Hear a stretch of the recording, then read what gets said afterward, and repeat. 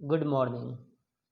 In this video lecture, we discuss about Markensia, thallus, external structure. Dear students, पिछले video lecture में हमने bryophyta के सदस्य Riccia का अध्ययन किया था। आज के इस वीडियो लेक्चर से हम मार्केंसिया के बारे में अध्ययन करेंगे। तो सर्वप्रथम हम देखते हैं मार्केंसिया की systematic position. Division Thallophyta, class Hepaticopsida, order है मार्केंसिएलीज, फैमिली है मार्केंसिएसी एंड जीनस मार्केंसिया।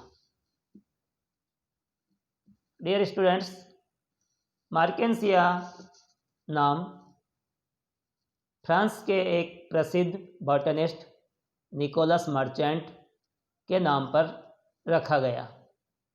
भारत में मार्केंसिया की लगभग 11 स्पीसीज देखने को मिलती है। भारत में मार्केंसिया मुख्य रूप से वेस्टर्न हिमालयन रीजन में मिलता है।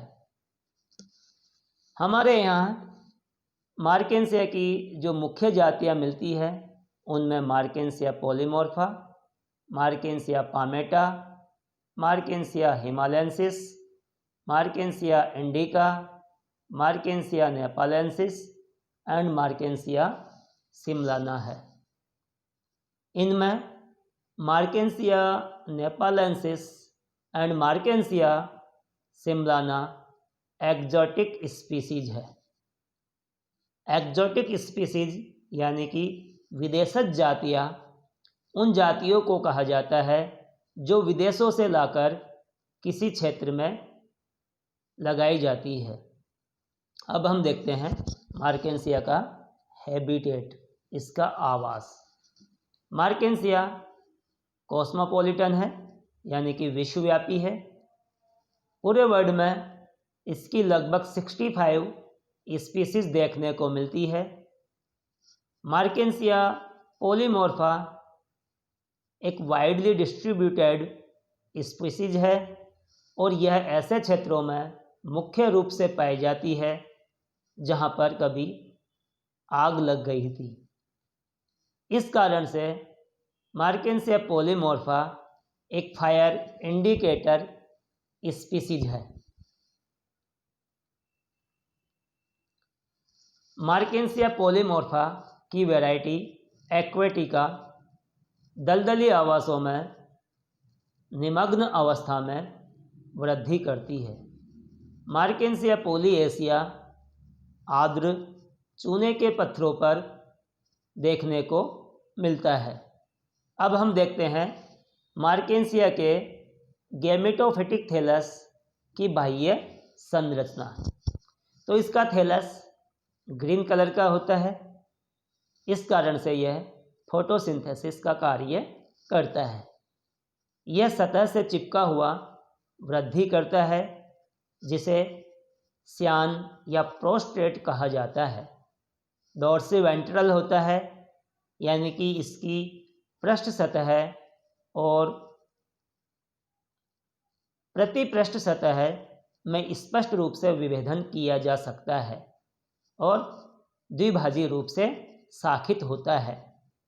इसके थैलस की पृष्ठ सतह पर मध्य सिरा स्पष्ट रूप से दिखाई देती है जो एक मीडियन लॉन्जिट्यूडिनल ग्रोव के रूप में देखने को मिलती है।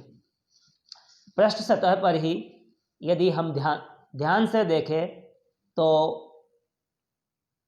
हेक्सागोनल स्ट्रक्चर्स नज़र आती है। जैसे यहाँ पर ये कई सारे हेक्सागोन्स, कई सारी षट फलकीय संरचनाएं दिखाई दे रही है।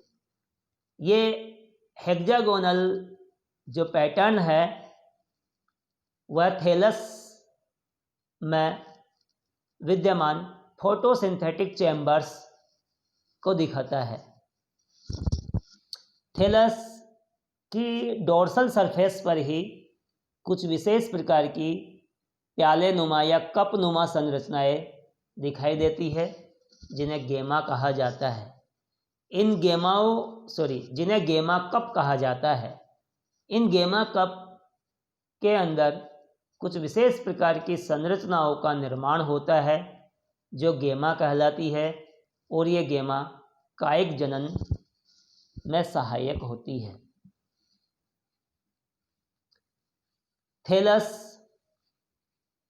की डोर्सल सरफेस पर ही इसके जननांग पाए जाते हैं, लेकिन इसके जननांग रिक्सिया के समान थैलस में धंसे हुए नहीं होते हैं, अपितु ये थैलस से ऊंचाई पर स्थित होती हैं। मार्केंसिया में नर थैलस और मादा थैलस दोनों अलग अलग होते हैं। इस लक्षण को हेटेरोथैलिक यानी कि विषम थैलसी कहा जाता है। नर जननांग जिस व्रंत पर स्थित होते हैं, इस व्रंत को एंथेरिडियोफोर या पुंधानीधर कहा जाता है, और इस पुंधानीधर पर यहाँ पर नर जननांग पुंधानियाँ विद्यमान रहती है। इसी प्रकार मादा जननांग स्त्रीधानियाँ जिस व्रंत समान संरचना पर स्थित होती है, उसे आर्किगोनियोफोर यानी स्त्रीधानीधर कहा जाता है, और इस स्त्रीधानीधर पर के शीर्ष पर स्त्रीधानियाँ विद्यमान रहती है। थैलस की वेंट्रल सरफेस पर यानी कि जो सतह धरातल के संपर्क में रहती है, वहाँ पर मूलाभास और स्केल्स पाए जाते हैं। इसमें मूलाभास दो प्रकार के होते हैं, चिकनी भित्ति वाले एवं ट्यूबरकुलेटेड गुलिकीय, जिनके बारे में हम रिक्सिया में भी अध्ययन कर चुके हैं। रिक्सिया में सल्क एक ही प्रकार के थे, लेकिन मार्केंसिया में सल्क दो प्रकार के होते हैं।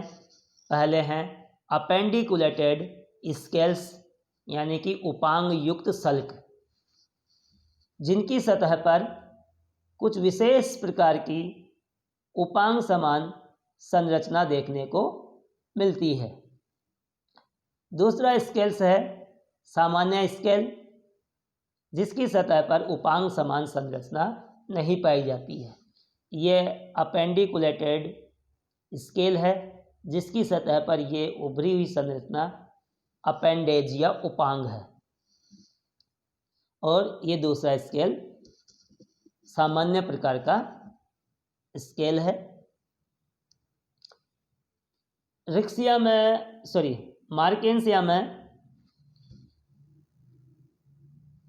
सल्क इसकी वेंट्रल सरफेस पर दो पंक्तियों में विद्यमान रहते हैं। इसकी वेंट्रल सरफेस पर 4 पंक्तियों में विद्यमान रहते हैं। बाहर वाली 2 पंक्तियों में सामान्य प्रकार के सल्क पाए जाएंगे।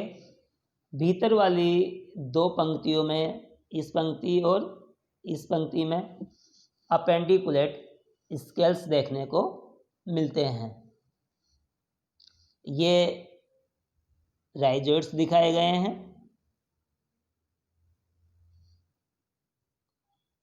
राइजोइड्स जल और खनिज लवणों के अवशोषण का कार्य तथा थैलस को सतह से चिपकाए रखने का कार्य करते हैं, और सल्क थैलस के वृद्धि बिंदु को सूखने से बचाते हैं और इसे बाह्य आघातों से सुरक्षा प्रदान करते हैं। थैंक्स।